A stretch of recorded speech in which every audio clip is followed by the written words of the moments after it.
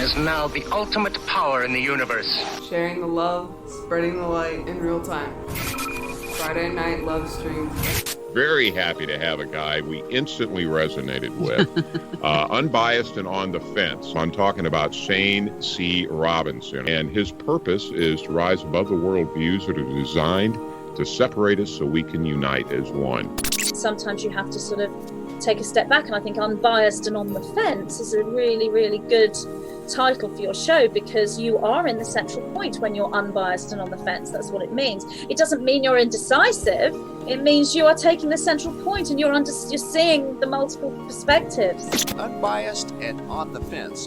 If you haven't checked Unbiased on the Fence, go and check his channel out. You might like it. This is Dan Hofeld from Talk is Cheap, and you're listening to Unbiased and on the Fence with Shane Robinson. If this much sincerity enters your life, come to this much. What I know, I know. What I do not know, I do not know. I don't believe anything, I don't disbelieve anything. I'm willing to look at everything. You will become a sensible human being. Have you checked out our website? Visit us on the web at uotf.net. You're listening to The Love Stream. All around the world in real time. This is Shane with Unbiased and On the Fence. You're listening to the Friday Night Love Stream.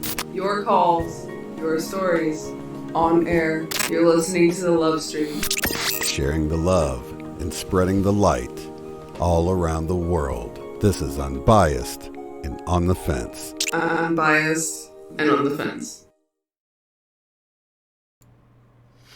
Indeed it is. So yeah, just 1 week from tomorrow is the kickoff of the International Mandela Effect Conference for 2020. We are so excited. 15 speakers. It's going to be a week-long event. Kicking off June 20th through the 26th. We are taking Father's Day off for any kind of live events, but we are still going to be having on Father's Day. If you don't have any activities, you can still come over there, and we're going to have a few premieres, and you can join in with the chat with other people watching. And then, of course, we go back to speakers, as Cynthia and I discussed today, for the rest of the week. And a lot of interactive stuff, so please don't miss it. It's completely free. There's really no reason not to be there and enjoy it, especially if you are one of these people that are experiencing the Mandela effect like us. So I'm excited about it. So many, I don't even know, is there any new Mandela effects out? I feel bad because I've been so busy working with Mandela affected people and speakers and doing things like that I haven't even checked to see if any really cool new Mandela effects are out. So I thought it'd be cool to talk about Mandela effects, but of course it's open phones, open lines, open discussion. So whatever is on your mind, we will discuss. So I do have those links below, you guys. I know some people were having trouble with the website. I'm not sure if those issues have been worked out or not. I haven't talked to the actual webmaster or actually anybody in IMEC about it. So I totally forgot. So we will check on that. But if there is any reason that you cannot get on the website, just go to IMEC on YouTube. That link is also below. And that's where everything's actually going to be streamed in an interactive way. So you can actually join in on the chat. I believe we're going to have it streamed on the website, but we definitely won't have chat over there. That will be just watching it. So you'll want to be on YouTube anyway. It's free. You can, just subscribe to it. You'll get the notifications. It's going to be a solid stream for most of the activities instead of it being a start and stop sort of a thing. I think we might take a break each day. So the schedule is going to be up on the website. You can check that out at imec.world. So excited. Let me see if we got anybody calling in yet. Phone lines are open. We're going to go to Little Wingmakers to set the mood.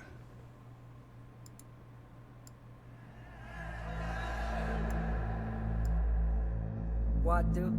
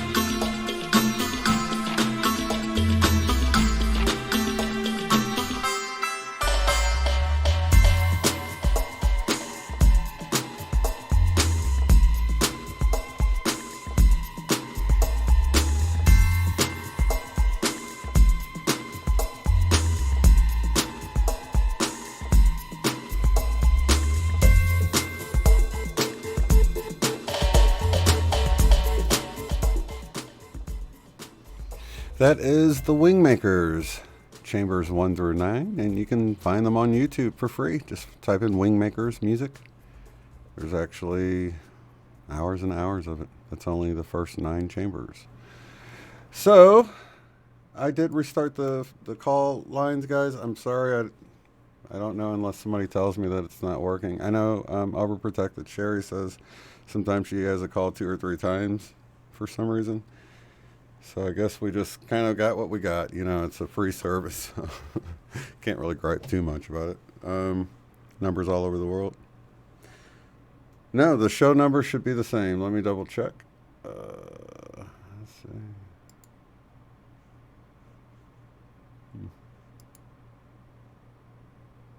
Where do I get the information from? Let's see here.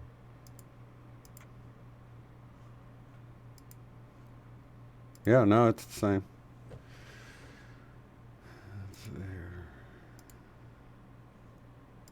Okay.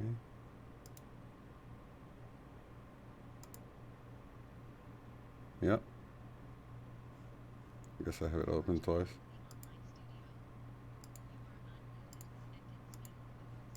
Okay, so yeah, so I had a super interesting week. I guess you guys noticed that.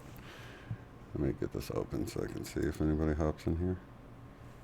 We had to cancel Tuesday, so my daughter she'd been having some stomach pains, and so they got really bad, and we had to call the ambulance. And you know, we could tell she was in a lot of pain, so we rushed her there. They checked her out. She ended up having to have her gallbladder removed. So yeah, so she underwent some surgery, and then had some recovery time, and then on top of that, the day she was going to get out and come home, our air conditioner went out.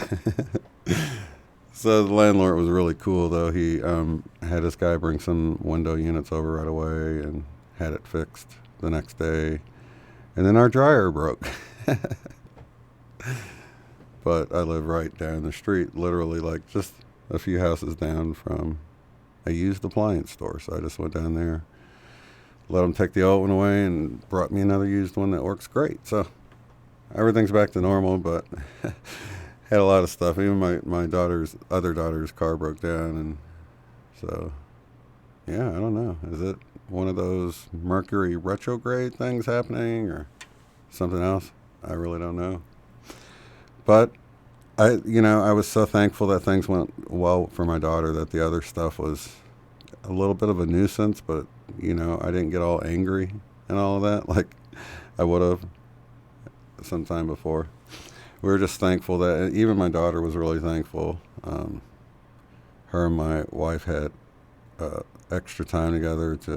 It just ended up sort of being a bonding experience, because my wife stayed up there the whole time, and I came and went and ran errands and kept things going at the house and stuff. But yeah, it was an adventure. So yeah, that's why I disappeared. And she was supposed to get out on Tuesday, and we weren't sure right when, and I didn't want to try to start a show with Michelle, and I wasn't sure. Well, the next day was my wife's birthday, so yeah, we didn't. So we just decided to postpone it. So everything was fine though. Everything worked out. We're doing good. Is still not working, you guys? Let me wonder if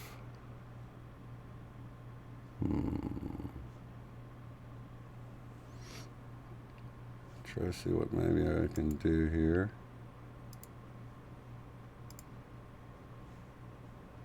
Here, let me check let me see here.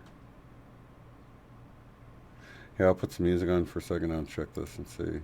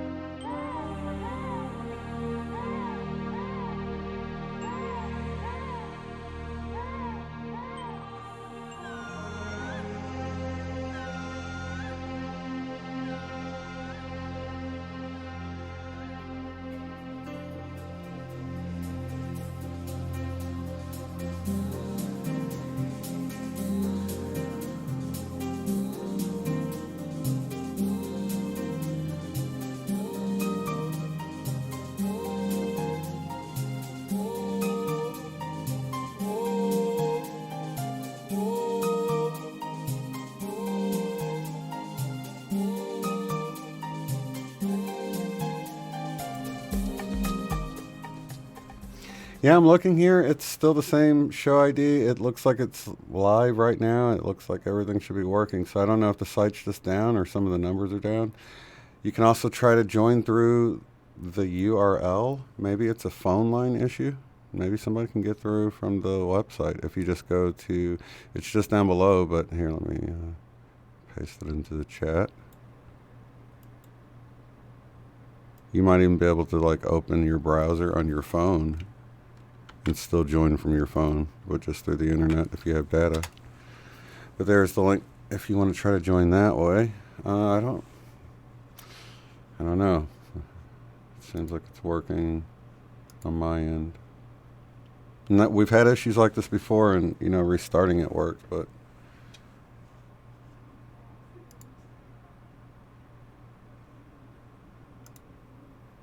let's see here. Let me refresh this one more time. Okay, I refreshed it again, so you guys can try that. But yeah, so an intense week, and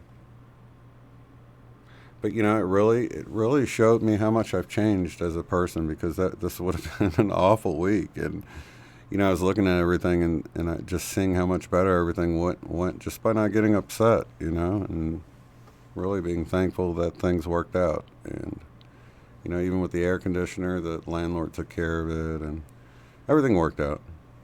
Yeah. Hey, Love and Light, what's up, Darby? Let's see here. Really? Really? That's strange. Mike, I don't know. It's not coming to me. I'm not trying to make money off of you guys. Yeah, it looks like something strange is going on.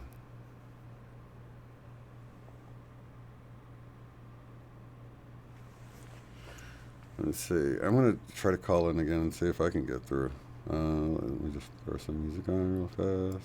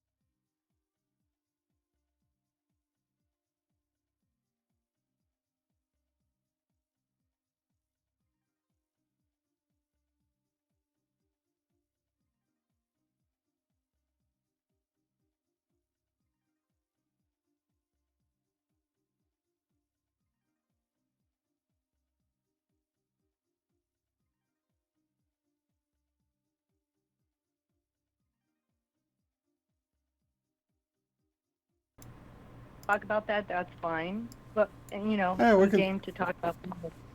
Yeah, okay, so you're live now. Sorry, you guys. I'm trying to figure out the controls here. Okay. Okay. No Okay, problem. you said Sister Sensimilia? Or Sister Sensa? Sensi. Sister Sensi. Is that S-E-N-S-I. S-E-N-S-I, you said? Yeah. Yep, it's short for Sensimilia. Perfect. I got you. I just couldn't hear you. I had the music playing, and then I turned it down and left everybody with no sound whatsoever. But Okay. we're Can you here hear me now. better now? Yeah, perfect. Hi. Okay, great. So you wanted to talk about 9/11 stuff? I mean, I don't know what you guys are on the subject of. I just have a good, I mean, I was there then, if that's any kind of subject you guys want to talk about. I was there on that day. Okay, well, yeah, I actually have some questions for you. Are you familiar with the Mandela effect? I am very, very, you know, I'm somewhat affected. Some of the stuff, I'm like thinking, I just think those people were just not paying attention. It was really always certain ways. Right. And just because you weren't smart then and you're smart now doesn't mean it wasn't like that. I don't know. That's just me. Mm-hmm. I feel a lot of the Mandela effects. Some of them I'm like, yeah, absolutely. And some of them I'm like, no, you guys just weren't awake then. And some of us were. And now you just because you're stupid, as we say in Trinidad, just because you're stupid doesn't mean, you know, it wasn't that way. Right. Like, as far as, like, there's certain ones that I'm just like, no, it was always. Right, you know, but it's very, very subjective, you know. But it is subjective, and you're correct. It's like how aware were you at that moment almost makes you, you know, some of us were tuned in before others. You know, and so that doesn't make it one way or the other. It's subjective, absolutely.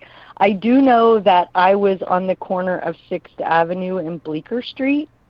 On the day of 9/11, my son was it was like his 3rd or 4th day into kindergarten, and so I was taking him to school at a place called the Little Red Schoolhouse, which was there since 1923, on the corner of 6th and Bleecker. And my mother, who's now 84, was in the car with me because it was the first week of kindergarten, and she was visiting me in Manhattan. And she was sitting in the car with me on the corner, and we dropped my son off at kindergarten, and there were 2 women on horseback, cops on horseback, going across Bleecker, like coming from Bleecker Street across 6th Avenue. We were on the corner in my car. We dropped him off. She looked at me. I looked at her. These 2 women on horseback came across in front of us before the light turned green and started reaching. And I heard noise behind me. And now right down 6th Avenue, if you look down 6th Avenue, you see the World Trade Center. And I heard something loud, and I turned around and I said, Mom, this plane, and I saw the airplane. I don't care what Brian Stavely says. Maybe it was a hologram. I don't know. It did look weird. Oh, okay? wait. So you actually saw the airplane itself hit the building? I was there. I'm telling you. I was there at 10 minutes to 9, dropping my kid off at kindergarten, right on 10 blocks away. Yeah, because on the island. Because when I heard about that, I'm like, man, is there any way that? Because I'd heard reports of like people on the ground, you know, and then I thought, man, maybe they were an airplane. Right. Well, I saw an airplane. But did it look weird? Yes, it did. Did it look gray like some of them talk about? It looked like a gray. Yes, it looked gray, and it didn't really look like real. I got to tell you, but I saw it with my own 2 eyes. I saw it, just like if you would. I mean, we didn't know about this stuff then, like that there would be those. You know how like now you can see things in the middle where they have the fake whales going in the. Right. Okay, I didn't know about those hologram things then. All I know is that I heard something behind. This is exactly how it went. And now my mother is 84. Yeah. And so then my son is now 24, and he was in kindergarten. This is 19 years ago. Okay, I mean, how long is that? 19 years, 2020 to 2001. Hello, I know. He's in prison now. He got stolen away by that's a whole other story. But okay, So in kindergarten, he was in private school for $30,000, and he still went to prison. So, hey, what does that tell you? But, so on the corner, I'm looking at my mother. She's looking at me. We see these two women cops go in front of us, and I heard something behind me, and I turned behind me, and I saw an airplane going right for the building, and I looked at my mother, and she goes, hey, she goes, those two women on cops are reaching for their guns. And then I turned my head to look at them, and I go, no, Mom, it's their walkie-talkies. And they were both black cops on horseback, women, both women. And they reached for their walkie-talkies, and they said something in their walkie-talkies, and right when they did that, I gassed it up 6th Avenue, and I went back to Brooklyn, and I left my kid at school, thinking nothing. I said to my mother, it looks like that plane is going to hit that building. We better get out of here. And I gunned it up 6th Avenue and made a right. And I went back to Brooklyn. By the time I got over the Manhattan, when I was crossing the Manhattan Bridge, in like 10 minutes later, I was crossing the Manhattan Bridge, and they shut it down, and all these fire trucks were coming from Brooklyn into Manhattan over the Manhattan Bridge. I got to my neighborhood, which was Fort Greene, right by where, the guy who makes the movies, the black guy who makes the movies.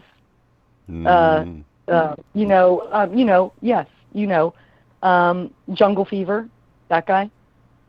Jungle Fever. It's on the tip of my tongue. I can't think with the guy with the glasses. Anyways, Yeah. right, I lived like 3 blocks away from him. So right when I got to my neighborhood in Fort Greene, all the neighbors were out on their stoops, and they were like, "It's a terrorist attack," and we were like, "What?" And at that point, the second plane hit, but we were there for the first plane. And then my son, I left him because we weren't thinking about any kind of terrorist. I don't even know what I was thinking. It wasn't. Okay, so basically the driving. vantage point that you saw was from the same angle. I looked behind me down. Yeah, I looked behind me down 6th Avenue. Look at the map. If you look at Bleecker in 6th Avenue, I was about 15 blocks away up 6th Avenue, and I saw an airplane. Most of us that don't know that area, would it be directly behind that first footage we have all seen, that famous footage from the firemen where you just straight back like a And you know what else or? I have? I have a very good friend. Let me just tell you that I have been a weed woman my whole entire life. I'm 51 years old. I've been selling weed since I'm 20. I'm not even going to front, okay, because now we're free. Doesn't even matter. I don't care. Listen all you want. I had a good friend named Bucky Turco. He had a head shop on 9th Street and 2nd Avenue and a magazine called Animal NYC. He was in, and we were very close at that point in time. And that same day, I happened to be able to get in touch with him to go pick up my son at school because I knew Bucky was in Manhattan. And he had his camera. Back then, we didn't have cell phones. We had like the video camera thing. And Bucky had a video camera, and he was down there taking shots, and a van rolled up on him, right hand up to God. You can look up Bucky Turco right now, Animal New York City. He's got a big social media situation. He got picked up in a van. He was down there taking pictures with his video camera, and a van came up to him, swooped him up. He told me this the next day, because he went to pick up he had my son, okay? That's how I know. This van came up to Bucky, swooped him up, and Diane Sawyer was in the back of the van, took his camera, drove him up to the 30s from downtown, drove him up 6th Avenue into the 30s, took his camera and dropped him off and stole all his footage. Diane Sawyer in the back of a van. Wait a minute. He got jacked by it. Yeah. I know some real shit. Like, this is my memory, too. I had dreadlocks to my ankles at this point, okay? That's hilarious. I had dreadlocks to my ankles. That's what it takes to make it to her level, Rastafarian, reggae music, rainbow family warrior in Manhattan, and my guy got swooped up by Diane Sawyer in a van, and his footage got stolen. Oh, my goodness. Yep. Call Diane Bucky Turco. He'll tell you everything. Diane Sawyer. I never took her for the gangster Diane type. Sawyer in the back of the van. Dude, look up right now. Look up Bucky Turco, Turco, Animal New York NYC. Animal NYC is the name of his magazine that he's had since the 90s. Mm-hmm. And he used to be a head shop on 9th That's Street crazy. and on Avenue A. Avenue A That's and wild. 9th Street. That was our neighborhood. Yeah, Tompkins Square Park is like my son, who's now going to be 25. When he was like 2 and 3, he used to crawl around Tompkins Square Park, and I would be like, "We're not vaccinating him. We're just gonna let him lick the ground." Like he was, I'd let him play in the playground, and I'm like, "Oh no, that's his vaccination, bitch!" Like this is the neighborhood. We're getting our own bacteria. Thank you very much. We'll just inoculate ourselves. Thank you. Right. Swimming in the creeks and all that. So I do, and I haven't spoken to my mother, who's now 84, and that was in 2001. So whatever she was back then, 70, whatever. Yeah.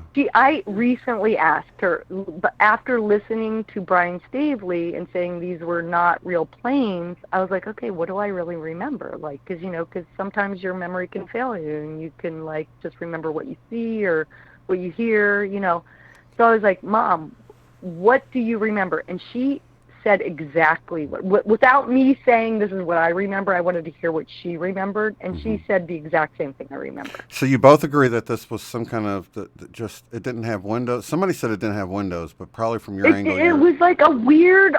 All I can remember is that we drove for like a half a mile up and nothing hit us. Like, wouldn't, if it was a real plane and something exploded into a building, wouldn't some parts have hit our car or hit around us? Well, how many blocks away were you? And the next morning, we were 50, so look up Bleecker Street and 6th Avenue to where the towers are. It's like 10, 15 blocks. So 20 blocks in Manhattan is a mile. So 10 blocks is a half a mile. Well, it seems to me like all the force, it was flying over, sort of like over you towards the building, though, right? Not towards you. And I do remember this. My son even remembers this, and he was only in kindergarten. Some of his classmates, and remember, we had very major people at that school. We had like Mario Batali, we had David Bowie's kid, we had this is a very exclusive school in Manhattan. It was $30,000 to go to kindergarten. Okay, it was in 2000, in those years. It was very expensive. So we had very famous people, and we were the dreadlock poor people that, how they have to give something to get the black kids in school. Okay, so they gave so instead of paying $30,000, I paid $15,000 for the kid. Okay, so they gave, but remember, we were on the weird side we were like the poor kids with the dreadlocks. Aren't we cute? Like, we're artists, so we're going to let these people in our school, kind of thing. So, with that said, all I remember is we had a lot of people come into school, to help the other, people who lost. All of these other children in the kindergarten remembered seeing people flying, people walking to school that day, driving to school, whatever they were doing, getting to school that day, remember birds flying out of the top of the building. They saw things, people or something jumping out of the tops of the buildings. And the kids, I remember because my son was in therapy. That's what I'm saying. They had all these therapists in the kindergarten because we paid a lot of money to go there. They had all these special therapists come in for weeks afterwards. And all of the kids were admitting that they saw birds flying out of the buildings, jumping. They thought they were birds. Wow. We had to work that out. There was weeks of therapy because, again, it wasn't public school. We had special, we paid a lot of money to go there, so they had special therapists. Okay, And so I got to back up to the Mandela effects, though. Which ones do you know about? Do you remember a hurricane, bearing down on the area at that time, on that day?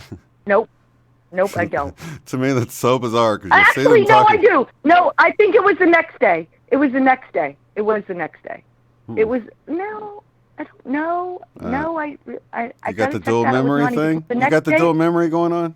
I do have the dual. It sounds like you got the dual memory. I do the next. I do Which remember makes this. sense because My you're from the mother and area. Yeah.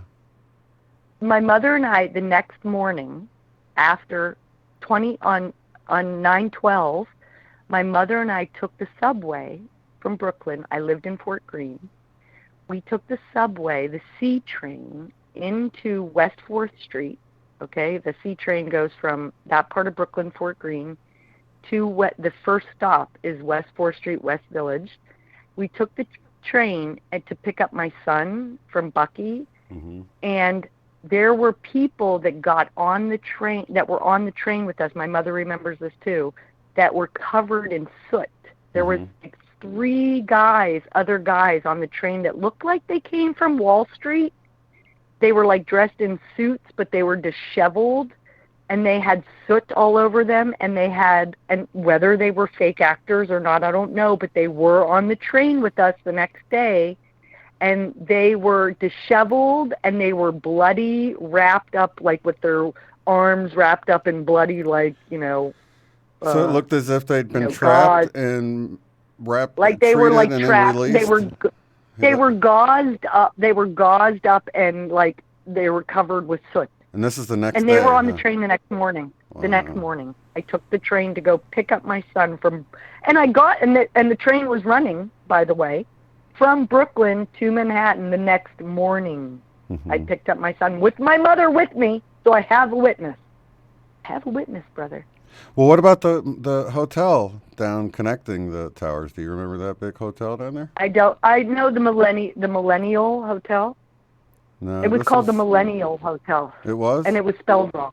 On the tower? And it was always spelled wrong.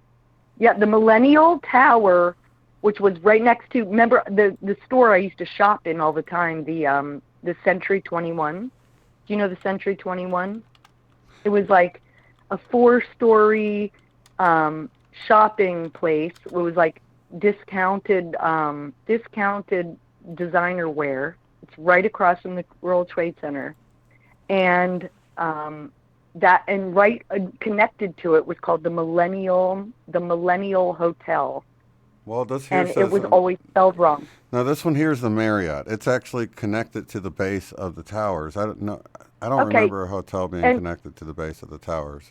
So that's a Mandela effect for me, because to me there was this connecting lobby-looking thing that was several stories tall, but here we're looking at a hotel that looks like it's at least 20 stories tall. Was it called the Millennium or the Millennial? Nope, it's the... Okay, well, there was always a Millennium next door, not in the same building, right across from, there's Century 21, which was across, what's that street? Not Broadway. What was it, Broadway?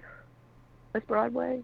Oh, whatever Millennium. That street is called. Yeah, there's a picture the of the Millennium Hotel, but it was always spelled wrong. It was always had, like, if it was supposed to have 2 L's or 1 L, it was always spelled wrong. I remember that even before it came down, that we always used to pass that hotel out of when we would shop at Century 21, because it was the only place that was open when I would drop my kid off from school. Because every other shop in Manhattan doesn't open till 11 a.m., every store. But except for Century 21, it opens at like 7:30 in the morning because it's right across from the World Trade Center.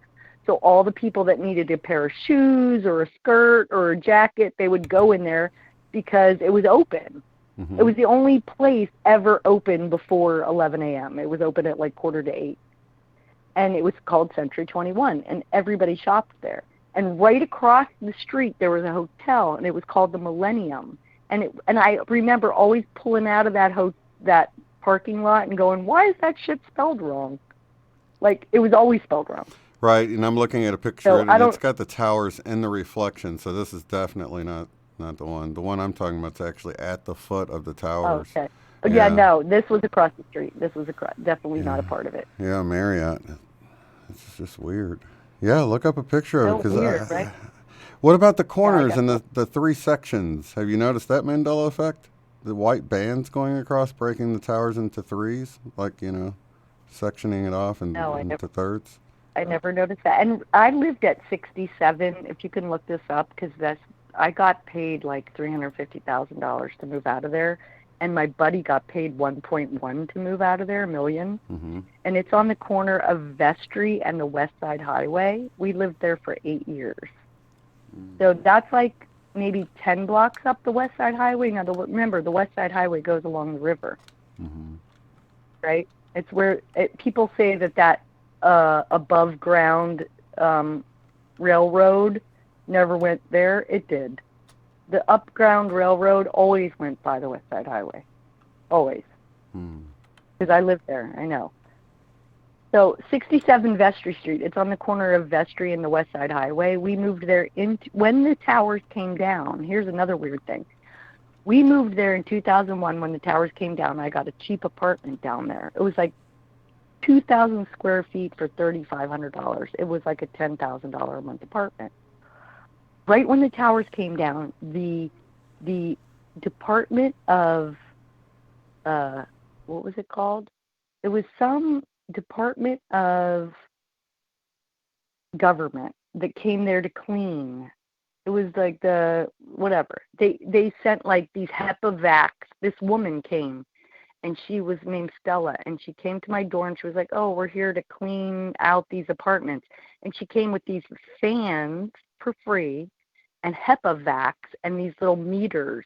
And they put, because I had a loft right on the West Side Highway, they put these fans and these meters and these HEPA vacs, and they blew around the dust in my apartment, and they metered it with these little, to see what the thing, and then they cleaned it out with these HEPA vacs. The Department of, I don't even remember what it was called. I don't remember. But anyways, she was a church lady, and she came and ate with me. And because I was a Rastafarian vegan, she was like, I'm part of this church called the Yoruba tribe from Nigeria. She's like, we have the same, you eat vegan, you don't mix your milk with your meat, I could eat with you. She's like, because we have the same terms as the Jews, where we don't, like, we're the Yoruba tribe, like the Hebrew tribes, and we don't eat like how they eat, we don't mix our meal. I was like, you don't have to worry, I don't even eat milk or meat, so you don't got to worry. But she came, Stella, and she cleaned the Department of, Environmental Protection Agency. The Environmental Protection Agency came to my apartment and cleaned with HEPA vacs, because I lived less than a mile from the World Trade Center. Oh, to get any kind of soot dust that could be... Yeah, the soot. They came with these vacuums, these big, giant HEPA, for free. They came for like 5 days and set up these fans and these like filters, and like filtered my apartment out. And she ate with me every day for like a week. Wow. This woman. Yeah, Stella. She was from a church, and then the guy downstairs from me, who was my best friend, who got me into the apartment, he was like a Jew for Jesus, and they hooked up because like she was like a Nigerian Jew, basically, and he was a Jew for Jesus, and they hooked up with their churches, and they did like church stuff together. I don't remember, like they did prayer sessions together and stuff. How romantic. It was pretty cool. Yeah. But he came from, yeah, right. And she came from the Environmental Protection Agency, and I was like, Adam, because that was his name downstairs. I was like, Adam, she came from the Environmental Protection Agency. Like, this is like more meaning than one. You know what I mean? Like, right. It's like, you know what I mean? It's like, it's like it's on the both levels here. It's like on every level. Because have you ever been to a rainbow gathering? No, I haven't. Do you know about the Rainbow Family? No, what is it? Hello?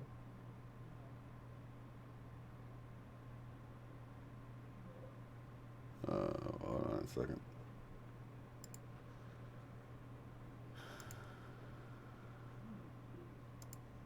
What the heck is going on?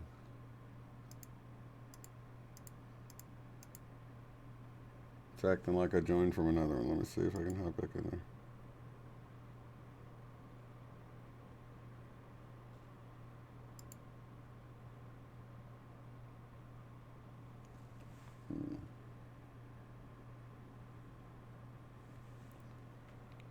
I don't know what is up with the system tonight, you guys.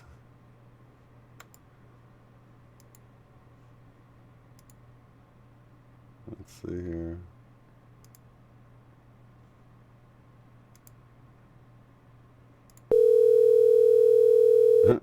I got kicked out of my own room. Are you still there, sister? You are joining the online studio.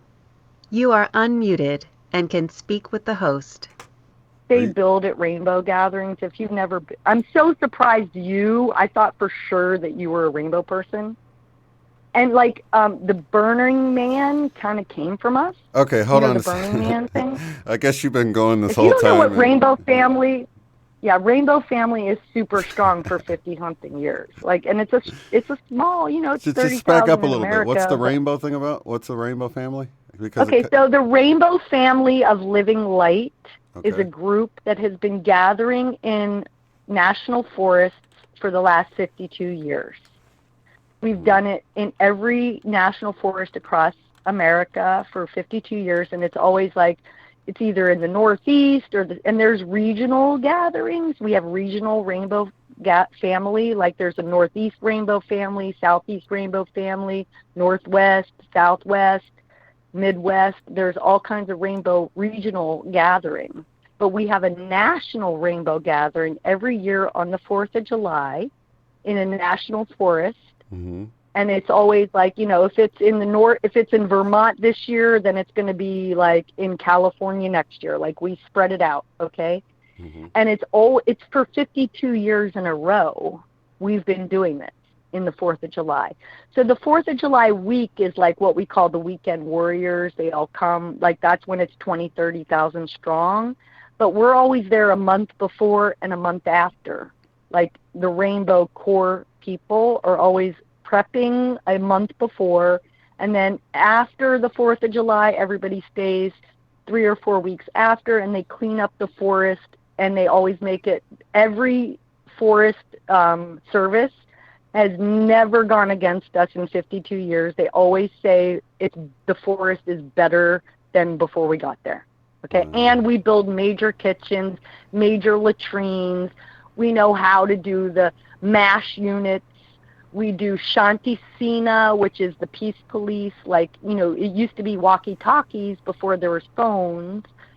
And with the walkie-talkies, even if somebody's getting raped or somebody's too drunk, because there's always every kind of person, it's not always peace people. So any kind of problem, we always call in the Shanti Sena. And it's like, it's the big guys from our people that come in on horseback, and they gather up the person that's causing the problem or the people. They gather them up, and we never have we never have had a police problem. We take them out into the deeper forest, and we fucking dose them with LSD. Usually that's usually what we do. That's usually the thing that we do, is you fucking dose them up, and you leave them by a fire with all the men usually, or a couple sisters. It depends on who it is. But we clear it up. It's usually not a problem. Like we clear our own problems with the Shanti Sena. They're called the peace police. You call them up on the walkie-talkie. And there's the drunks. We call them the A campers. So when you park at a rainbow gathering, no matter where you are, it's 2 or 3 miles hike into the main circle. Mm-hmm. So when you park, there's always a camp in the parking lot that's called A camp, and A camp are the alcoholics, and it's usually big old fucking drunk Indians or bikers, and they get you at the door, and they go, well, what do you got? You got drugs? You got liquor? What do you got? They take all your liquor and they drink it right there. Okay, that's why it's called A camp. It's alcoholic camp. And they make sure you have no liquor and fucking hard drugs, and they clear you out, and they do it right there, and then they let you hike in.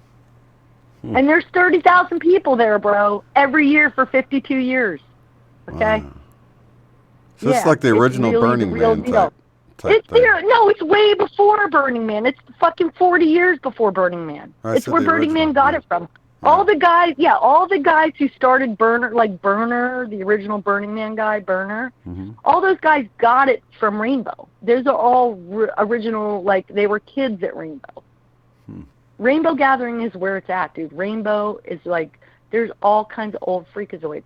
They have every camp there. They have, Hare Krishna camp. They got, Northeast Rainbow. And then everybody brings kitchens, giant kitchens, and builds these kitchens for free. They got kiddie camp. They got everything, dude. Camps. There's miles and miles and miles and miles and miles of kitchens and camps. And everybody camps wherever they want to camp. And then you get together at Main Circle. When you go to Main Circle at night to eat for dinner with your little fucking wooden bowl and your little shit and your spoon and all the kitchens bringing these buckets of food. And there's 20,000 people in the middle of Main Circle, and all these people are coming with buckets of food, and you're putting your plate out. And then they have this feather at the Main Circle. So they talk about stuff at Main Circle, whatever you need to talk about for a rainbow. And the one guy's got the feather and he's talking, and some stupid hippie's talking, and he's talking. And then some, 10 other people are trying to talk above him. And the guy goes, I've got the feather, brother. Please respect the feather. I'm talking. So then when you get to hold the feather, then you get to talk. And it's everybody tries to talk above you, and you're like, oh, no, I've got the feather. Respect the feather. I'm talking. Dude, got to go to Rainbow. You've got to go. Shane, you're made for Rainbow, bro. That sounds fun. You're made for Rainbow. You've got to look up the Rainbow family and find them because they're your people. So is there people that's into both, the Rainbow and the Burn? The Burning Man came from Rainbow. Right, but I mean, Burning Man was 20 years after Rainbow. Right, but they're both running at the same time, though. Right? I mean, not at the same date, but they're still. We're always 4th of July. Our main deal is 4th of July, and Burning Man's usually, I think, after that. Oh, okay. It's usually, I think Burning Man comes after that. But it's one of those things where... Yeah, no, and a lot of people are, but it's more... But Burning Man, let's not forget, is really about money. You've got to pay money to go to Burning Man. In fact, at Rainbow, there's no money allowed. Oh. You can't even have money at Rainbow. You can't change money. I mean, yeah, there's always freaks that'll... of course, there's everybody, and they'll take your money. But, really, they have 5,000 people at Barter Circle every night at 5 o'clock. There's a Barter Circle. And it's everybody's shit is laid out, whether it's herbs, crystals, food, whatever. You've got it laid out, your little fucking trinkets that you made, you got Barter Circle. And if you've got something to trade at Trading Circle, Barter Circle, you go. Wow. That's the only way you can get anything at Rainbow. If I would go there with a fucking pound of bud. I'm like, that's all I need is a pound of bud. Pound of bud, dude. I can get anything I want with a pound of bud. Give me fucking food. Give me whatever. I'll go at night. They got the tea circle. They got the Lovin' Oven. There's one camp called the Lovin' Oven. And they bake bread and have tea all night long. You go there. There's a bunch of freaks playing guitar around the fire circle, making oven, making bread in the oven. You got a couple buds. You trade a couple loaves. So it sounds like you always have the buds. That's like the universal currency, then. Yeah, that's dude. Come on, it always is. Yeah, I always have said my whole life it's better to have bud and no money than money and no bud. Come on, you know that. You got bud, you're good. You don't need money. So, gosh, dude, I want you to go to Rainbow. Well, you need to go to Rainbow. For somebody that's, is there a website, or how much do you get to register? So welcomehome.org. Welcomehome.org is pretty much the main site. Mm-hmm. And you can just look up the Rainbow Family of Living Light. And there's musical people that have, there's people like Alice D. Massell. Do you know who she is? No. Alice D. Massell. There's some famous, what's his name? That guy came from Rainbow. He's a dreadlocks, kind of like a half black, half white guy. He's pretty famous. He used to be there's a couple of Rainbow musicians that have come out of Rainbow that have become, quasi-famous. Mm-hmm. What's his name? The guy from he's like a reggae. I call it white boy reggae, but he is kind of half black. What's his name? I can't think of it. You kind of remind me of him, actually. If he had dreadlocks, he would be him. You know, you are so rainbowed out that I can't believe you don't know about this. Because you're like 50, about, right? Yep, 46. Mm-hmm. So you should know about rainbow. And where do you live, in the Midwest? Yep, I was born and raised in St. Louis, and now I'm Okay. down in Tulsa, Oklahoma. But Okay. and where did you say it's held at? What? Did you It's say held in a different national forest every summer. Oh, Every okay, summer so it's they a move different around, national huh? forest around the country. We have the and every time the people come, the forest guys come, we have a right to gather on national land. That's our permit that we get every year. Because we have, you know, we as human beings, as Americans, we have a right to gather on national land. So that's how we do it, and that's how we've been doing it for 52 years. 52 years, bro. 52 summers in a row. And Wow. maybe this summer is out. I don't know, because I haven't checked. Because I don't. Sometimes I don't check, because so many of my people are dying this year.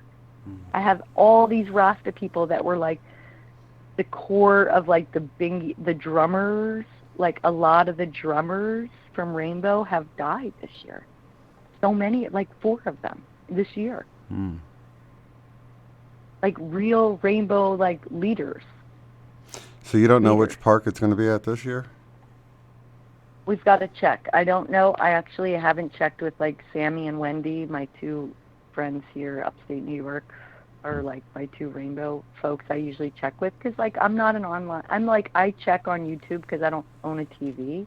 So I really watch you guys and like Eileen. I don't really watch too many people, but and then I don't watch TV. So I really haven't checked in this year to see even where it's at, and it would be, if we're even having it this year, because I don't even know what this year is in store for us. But if you go on welcomehome.org, and I will go as soon as I hang up with you, I'm going to go on there, and I will see where it is this year, if it is this year. Let's see, welcomehome.org. But we've had national, welcomehome.org, you tell me. Uh-oh. Server upgraded. We're an unorganized, organized group, as it says. We don't have a leader. It looks like the Dude, site's it's the down. best thing ever. It's like what all these truthers are hoping for. We've been doing this. We know how to run this. We've been doing it with no money and no police. Have been fined for 52 years in a row with 30,000 people. Fine. No problem. I mean, yeah, has there been a couple of forest fires and a couple of accidents? Yeah, of course. 30,000 people in the woods. What do you expect? Let's see this year's site. Here's all the info you need for this year's. Where are we this year? It says, ignore all the rumors of cancellation. Oh, gosh. I can't hardly read this. I love that I'm talking to you right now. I have the best garden going on this year. You have no idea what I got going on back here in Jersey. Oh, yeah? How's it going? Is this My God. Brussels sprouts and cabbage. Oh, yeah? My Brussels sprouts and cabbage and celery are going crazy. My tomatoes are already 6 feet tall. Because we've been having very cool weather. And so, like, my brassicas are loving it. All my, like, cabbages, my Brussels sprouts, everything is, and my celery, they're, like, happy as clams. Happy as clams. I just made a big old salmon cookout tonight with like miso butter sauce on my salmon with shiitakes and red peppers. Wow, you got a lot of stuff there, huh? What's Granola Funk? It says talent show at Granola Funk. Yeah, dude, Granola Funk, I started that. Okay. Granola Funk Funk started out in Nashville.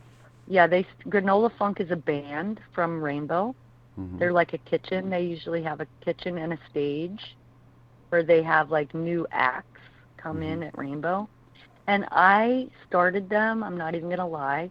They started getting truckfuls of cannabis coming from Canada into Asheville, and I made them millions of dollars, literally. They made millions of dollars, and then they started a big rainbow kitchen, which is great. I'm glad I helped that. But that whole kitchen came from Canadian Cannabis. The Granola Funk Kitchen, they're big at Rainbow. And they all come from Asheville, those boys. Okay, yeah, so Rainbow's where it's at, bro. I can't believe you're not there. Like, that's totally you. It's totally you. Yeah, I'll check it out. I was trying to figure out where it's at. It looks like there's 3 events. Where on is here. it this year? Are they going to not do it this year? Well, it's a cyberspace circle. That sounds like it might be online, right? So, and then another place it says on the 4th, Circle of Peace, Circle for Peace, and then it says... They always do it. The Circle of Peace is on the 4th of July, and everybody's silent until noon. But where is it this year? Kitty Village Parade. I don't see happenings and gatherings. Yeah. Okay, so this guy from South America every year, he builds something called the Kitty Village, and he builds this whole, like, village for kids, like, every year. He's like, I can't remember what his name is, some, like, Spanish name. And he's from Colombia, I don't remember. And he builds this, he's like we have this other band, they're called the Rainbow Gypsy Band, and they like play these mandolins, and they like have this whole gypsy act where like, you know, they have these beautiful women playing mandolins, and they have these gypsy dancers, and they're like the oldest rainbow like group of musicians. They're the Rainbow Gypsies. And this guy from the Rainbow Gypsies builds this kiddie camp.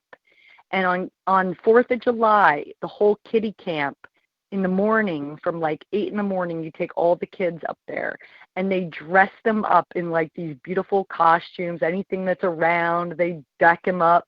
And then at like 11:30, quarter to 12, they march them down from kiddie camp to main circle, and they have this kiddie parade, and they have the whole parade that comes down, and at noon, everybody's silent until noon on the 4th of July to pray for peace.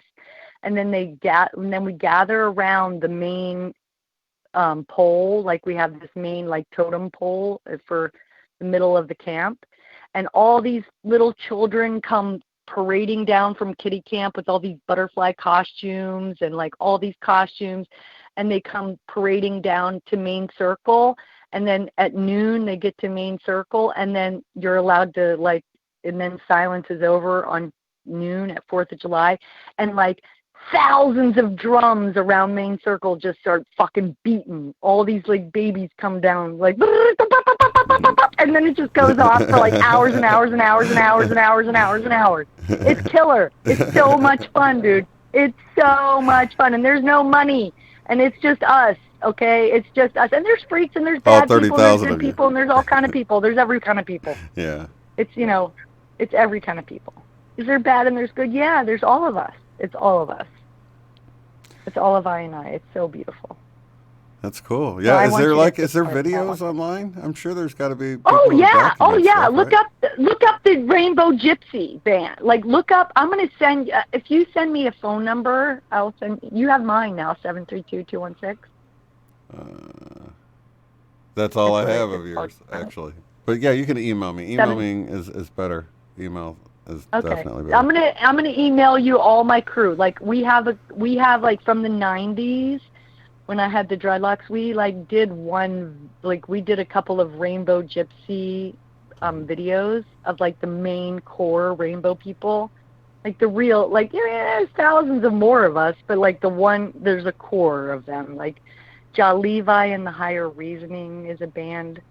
The guys that you just mentioned, the Granola Funk. You know, there's like core like rainbow bands. That sounds really cool. So for instance, so much fun. So for instance, if our little group here, the way we like to have little get-togethers, we had like 100 people at our last yeah, you would be a kitchen. Like so you would go, like say kitchen. You're like Missouri. Yeah, you would go. You would go to Rainbow, build your own kitchen, bring have your our own stage with John Benny and me on our guitars. And then people just come to your fires, and then you just trade shit. That's how it goes, bro. At Rainbow, you just build your own kitchen. You come and do your own thing. Hey, we get You're Brother like, I'm Jimmy camping on the over here. We got this saxophone. little space. Michelle Yeah. plays the piano Dude, and the we have the drums. oven oven. We have the tea kitchen.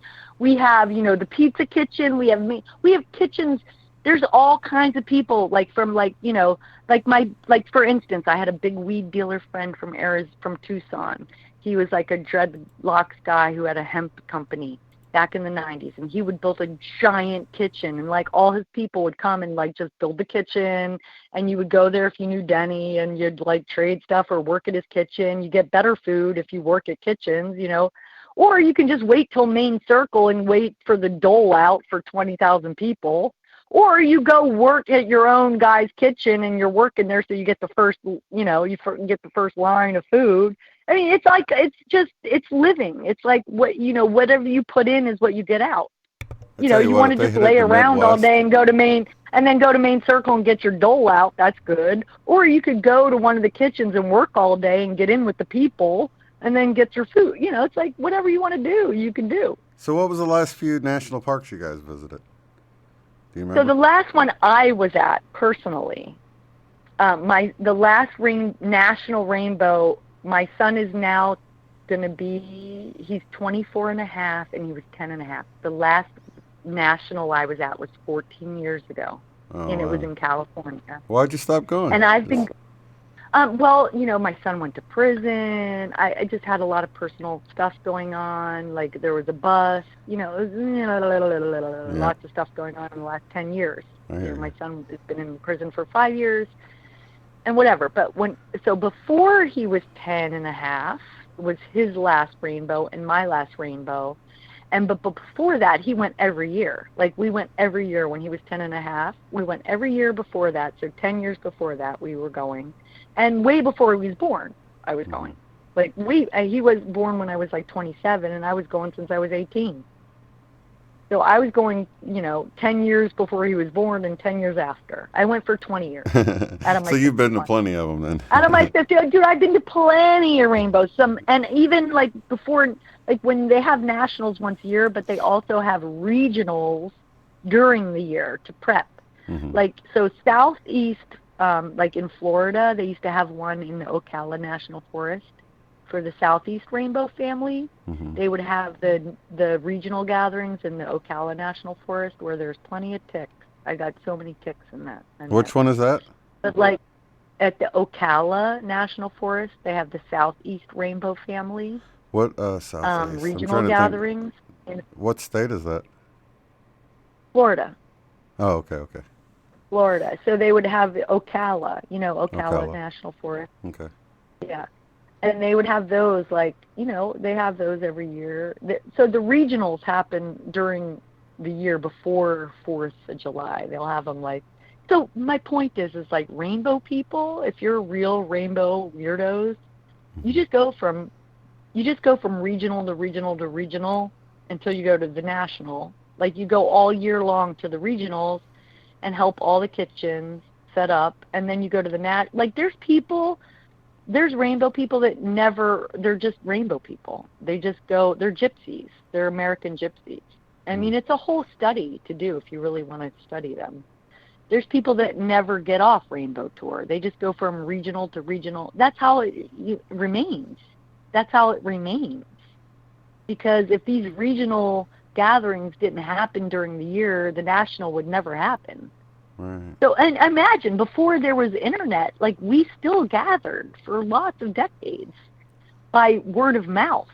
So like we would gather and we'd be like, oh, well, where's the national this year? I'm calling this person's calling that. Like the heads of the thing would call each other, and they would like say, oh, and they would have fights sometimes. They'd be like, oh no, the national's going to be in Vermont this year, and this guy would be like, oh no, it's going to be in California, and they would like fight. And before we had internet, like nobody really, like sometimes there would be like, a national would start someplace a month before, and they'd be like, and the fight would be like, oh, well, no, it's going to be here. Well, where is more people coming? So like it was sometimes a problem before the internet. Oh, yeah. Because it's not really, there's no leaders really. It's like, we don't really have leaders. Right. That's how I the mean, rave there's culture elders was. The that- underground rave culture was like that. The dancing. There was Yeah, really no. exactly. And people There's just no real respected leaders. We people's just- dates and yeah. stuff like that for parties and, you know, or Mhm. or not, you know. But yeah. I'm smoking some of the best cannabis I've smoked in probably 10 years. I'm not even lying. What state This did you is say you're from? ridiculous. I live in New Jersey right now, but I mostly was a New York City person. Yeah. For about 8 years. And they're friendly ago. up there And to the herbs? Well, I mean, I have my medical card here in New Jersey, and we're not allowed to grow it, and we don't. But I've been selling weed my whole entire life. It's the only thing I've ever done in my life. Yeah. All through the 90s, I was in Amsterdam for Cannabis Cup. I come from the High Times crew in New York City. Mm-hmm. We had the High Times magazine. Remember that magazine? Oh yeah, yeah. That was Like, that's all you had back in the day. Besides, there was no internet. So I you was know? part of that crew, exactly. And then we started having the Cannabis Cup High Times competition in Amsterdam every year. We had the Cannabis Cup, and that was started in the 90s by us. And then so all through from like 92 till maybe 2002, 3, I was in Amsterdam probably 4 to 5 times a year. And we were doing the High Times thing, going every year, going a couple times a year. My best friend was a grower there. So, we started all those strains, all the good strains, all the White Widow, all those guys are all Dutch, the old Dutch growers that mixed with the American California guys. I was kind of part of that situation when all those California High Times and New York guys started coming to Amsterdam in the 90s, mixing with the Dutch growers. That was kind of those were my glory years. When they came up with the hybrids before, we all enjoy and then, today. It's like, then everybody in California started growing a weed, and it blew our fucking shit. It was like we were really kind of exclusive from Humboldt back in the day, where it was like the only good weed, because there was only good weed coming from Humboldt, and there was only a few growers, there was 20, 30, 40, 50 guys out there, and they were only giving it to a few people in New York City. But then it went to Canada, and then that was okay, and then somewhere in the 90s, the late 90s, that changed, because then Prop 201, then California came legal, and then it kind of, blah, blah, blah. It all happened. Whatever it happened. But we were there. That's all that matters. But I did get busted with 150 pounds in Missouri. Ooh. Coming from California, yeah. I got busted in 1992, coming from California through Missouri. Did you do time for that? That sounds pretty serious. They switched my probation from Missouri because I didn't know anybody there. I was just passing through, so they couldn't keep my probation in Missouri. So they switched it to New York, because that's where I had my family. And I was in my 20s then. And so when I got to New York, they were like 150 pounds of weed. Okay, Miss Puffin. That's what they called me, Miss Puffin. Come see me, in 6 months. They didn't care. They would have cared in Missouri.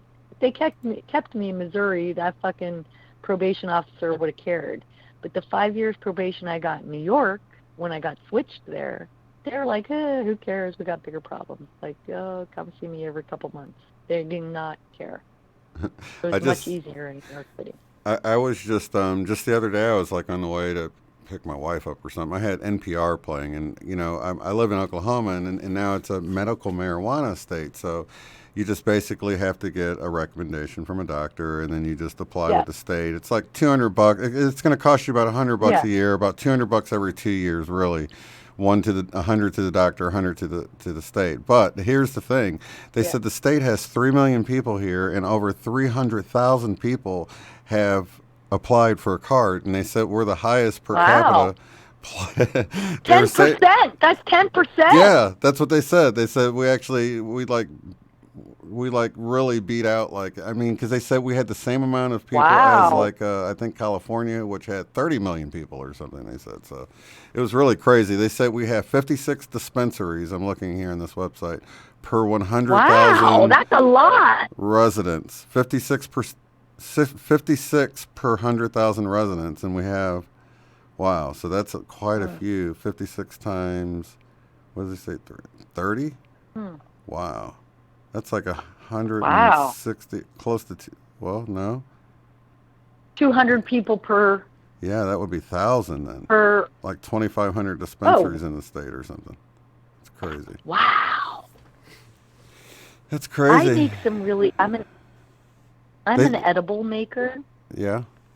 And I make these fruit roll-ups. So, like, what I was thinking, I go to Grateful Dead show. I still love the Grateful Dead. I don't know if you know about the Grateful Dead, but I love the Grateful Dead still, even with John Mayer is playing Jerry Garcia's part. Did you know that? Are you kidding me?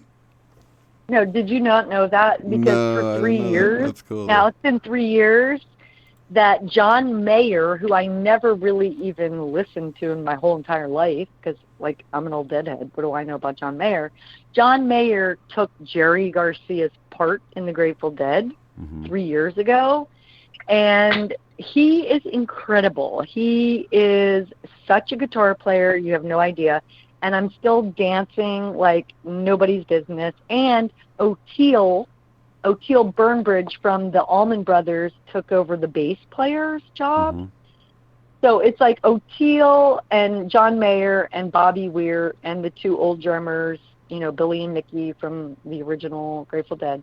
And they, except for this summer, have been playing for the last 3 summers all over the East and West Coast. And it's crazy. It's like all the old deadheads, like, that are in their 50s, that were in their 20s back then, that were cruising around the Grateful Dead parking lot and selling sheets of acid, are now, like, sitting in the, and now they're in the Grateful Dead parking lot as 50-something-year-olds owning, like, you know, $5 million ganja farms in California.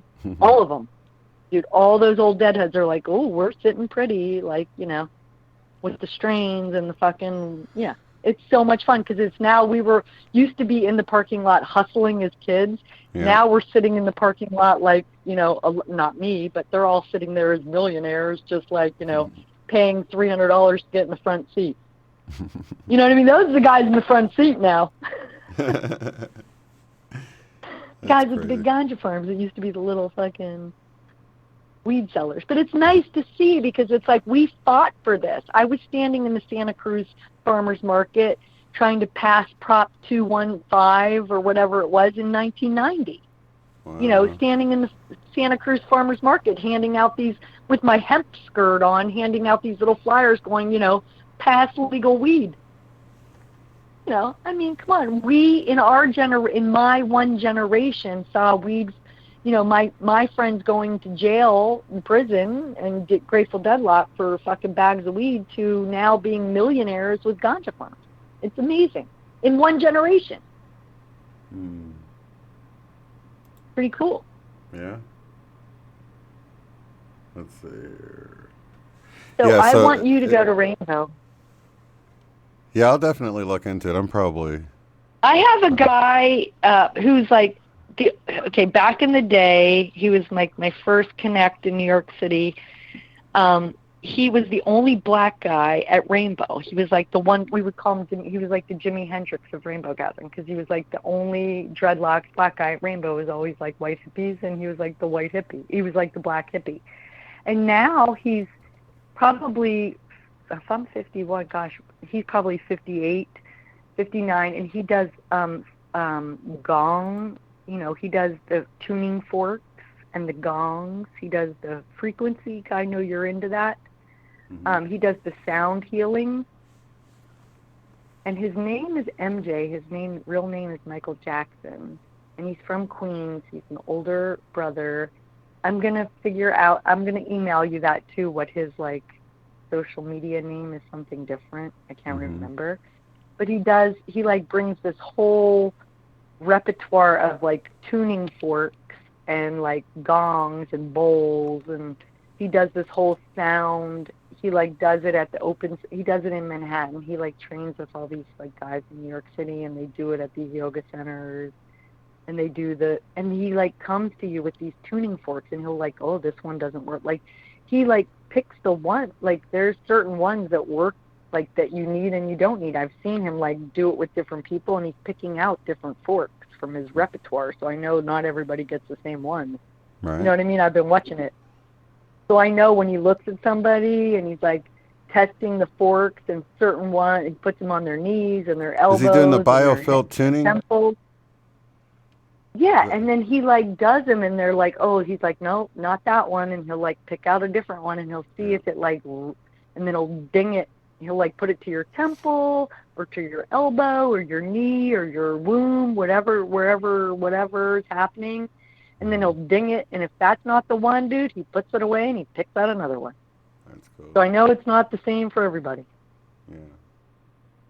I gotta hook you up with him. MJ, you will love MJ. Yeah, definitely send me some stuff. My email is shanecrob@gmail.com, or you can just click the link below in the Can I find it on your YouTube? Do you have it on your YouTube somewhere? Yeah, in my description beneath. Okay. You can okay, good. Then I'll find it. Yeah, you can just go to uotf.net. There's a link below, and when you click on that, you can just contact me through the contact page. Okay, right on. All right, my brother. It was so nice talking to you. Yeah, it's been awesome. There was one more Mandela effect for New York I wanted to ask you about that. I'm trying to think of what it is Okay, now. good. We covered the... Oh, you know what I was going to ask you? It wasn't a Mandela effect. I was going to ask you, when you saw the plane, is it possible it could have been like a drone, like that was designed to look like a plane? It could have been. Yes, it could have been. It looked. I do remember looking back. Yeah. At the plane, and before I took off up 6th Avenue, and again, I want you to look at the map to see where 6th and Bleecker, Little Red Schoolhouse, is on the corner. That's where my son went from kindergarten to 4th grade. When I looked back and I heard something behind me when the 2 cops were going in front of me on horseback, 2 women black cops. My mother saw them. I heard something behind me.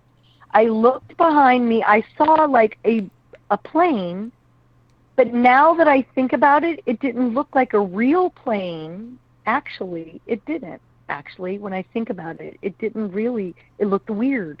Now that I've never had to think about it that way, so I never did think about it that way. But now that I have heard Brian Stavely say those things, I was like, wait, but I saw it with my own 2 eyes. Now, see, I think that would be difficult. It could have been. Yes, it could have been. I think it would be difficult to actually pull a hologram off. And I was for close. Those I that was were 10 blocks away, right. and I'm That's telling what I mean. you, it looked weird. I think it would have been. And they why would have had didn't to do it a on piece hit camera. me? And why didn't a piece hit? Why didn't a piece hit me? I will say this. Okay, the same night. Okay, so my cousin lived 2 blocks away from the school. I took off to Brooklyn 5 minutes after the plane hit. Literally as the plane was hitting, I took off, left my son at school, okay? Didn't think, I was like, oh, Mom, this looks bad. That plane's going to hit the building. I took off up 6th Avenue, went over the fucking Manhattan Bridge, got back to Brooklyn. They said it was, all my neighbors were out. I somehow got in touch with my cousin and Bucky. They picked up my son. My cousin lived 2 blocks away on King Street. She got evacuated from her building, and my son, who was 5 at the time, and my cousin walked from the lower west side, that's the West Village, to the upper east side on 9/11. They walked there to her now husband, then boyfriend's house that was on the Upper East Side. And my son has total recollection. My son, who's now in prison at 24, and I've asked him recently, what do you remember about the day? He remembers going to Annie's house and then walking to Tim's house and taking a bus part of the way and then getting dropped off and having to walk the rest of the way. And then me and my mom coming the next day to pick him up on the Upper East Side. And we took a train that next day. We took a train from Brooklyn up to the Upper East Side and picked him up and then took a train back to Brooklyn. And we saw disheveled people on the train. That's all I remember. That's crazy. But I do remember that plane. Now, my point is, why wasn't there debris? I don't remember debris anywhere. I don't remember any debris. No debris, driving around debris. Now, if a plane hit 10 blocks away and I was driving out of the crash, wouldn't I have hit debris? I don't remember hitting any debris, neither does my mother. Because I asked her, I was like, do you remember me dodging shit? Nope. Right. We had a clear ride home, all the way to Brooklyn. And we didn't even realize the second plane hit until we got to Brooklyn and all my neighbors were standing out going, terrorista, terrorista. And I was like, huh? We were, and then at that, because when we were driving home, the second plane hit. And we were already in Brooklyn by that time, because it was literally 10 minutes. We like jacked it up. We jacked it up 6th Avenue, made a right, went over the Manhattan Bridge, and they shut the Manhattan Bridge, and all these fire trucks were coming across from Brooklyn to Manhattan. And when we were crossing over to Brooklyn, I said to my mother, holy shit, this shit is big because all these fire trucks are coming from Brooklyn. And we got to my neighborhood, and all these people were standing outside going, oh my God, it's a terrorist attack. And I was like, oh my God, I left my son in Manhattan. But he was protected. I mean, it can be scary, though. Gosh, to get separated from your kids when something like that's happening. Yeah. Or the phone even be down. You know, you can know they're okay, but just not being able to get a hold of them. And somehow my cousin Annie walked to Little Red because they were prepared.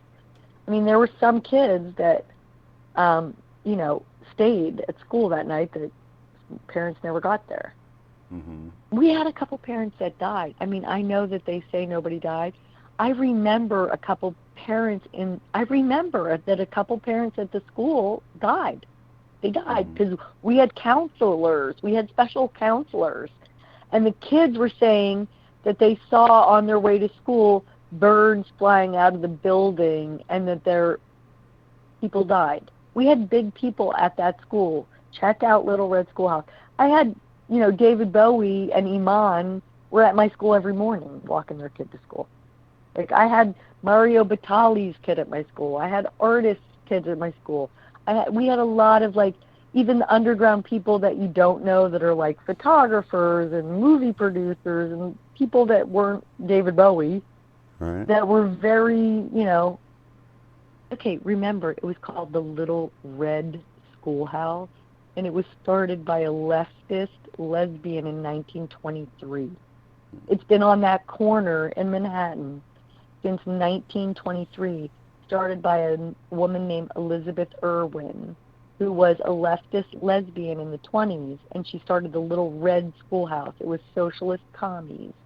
But they taught our kids well. Like, they were like, you know, it was none of the weird stuff. It was like, when I went to the, like, oh, you know, pay $30,000 to come here, I was like, I will pay anything for my kid to come here, because the way they introduced it, where it's like, you know, we'll let them do it was like Montessori, but more structured.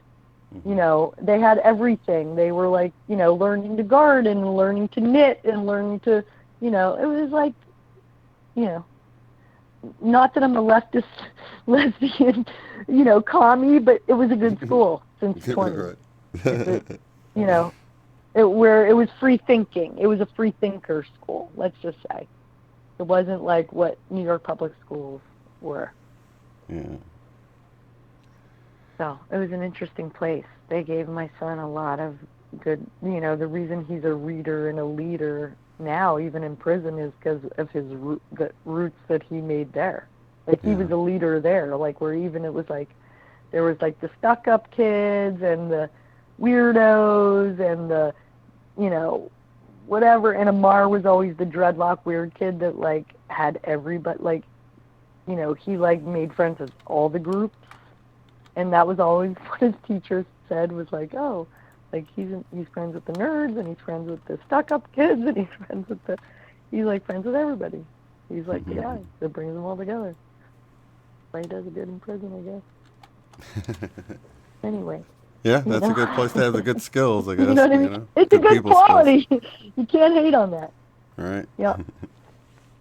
Well, right, thank my you friend. so much. It was so nice talking to you, Sister It Cincy. was so nice to talk to you. God bless you. All right, God bless you too. Have a good one. All right. Rastafari. Rastafari. Let's go. You're listening to The Love Stream. unbiased and on the fence. Bada bing. All right, you guys. So I've got a whole host of shorts that I'm going to be putting out this week for the upcoming Mandela Effect Conference. Conference set to release on June 20th.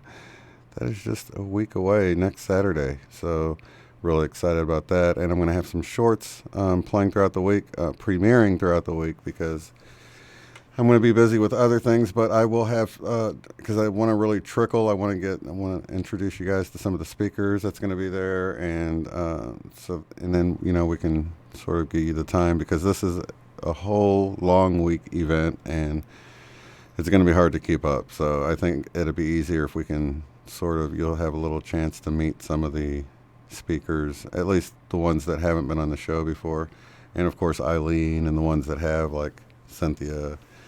And so much going on, and stay tuned this coming week. We'll definitely be back tomorrow night though with Eileen. And I forgot to ask Cynthia. I think it'd be cool if she could join us tomorrow night, but I'll have to check with her. She might be busy. But that would be cool if she could join us with this upcoming event, and we can all just discuss what's going on, have a good time, and maybe even have her lead us in our meditation if she'd like to. So I'll see what's going on with her. I know we got a lot going on with this conference, so not making any promises, but we will be here tomorrow night. Lots of love, light, and unity to each and every one of you. Have a good one.